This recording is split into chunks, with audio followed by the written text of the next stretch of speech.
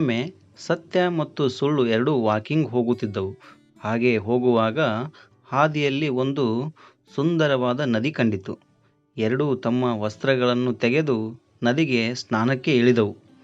ಸುಂದರ ಸಂಜೆಯಲ್ಲಿ ತಂಪಾದ ನದಿಯಲ್ಲಿ ಈಜುತ್ತಾ ಎರಡೂ ಮೈಮರೆತವು.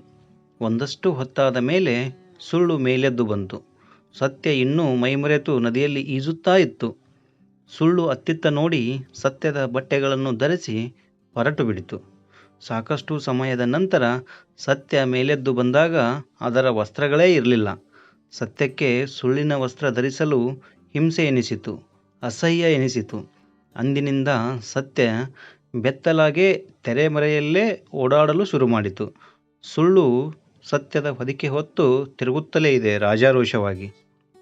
ಈ ಕಥೆಯ ಸಾರಾಂಶ ಏನೆಂದರೆ, ಸತ್ಯವನ್ನು ಜನರು ನಂಬುವುದಿಲ್ಲ, ಮತ್ತೆ ಪ್ರಶ್ನಿಸುತ್ತಾರೆ. ಆದರೆ ಸುಳ್ಳನ್ನು ಅತಿ ಬೇಗ ನಂಬಿ ಮೋಸ ಹೋಗುತ್ತಾರೆ.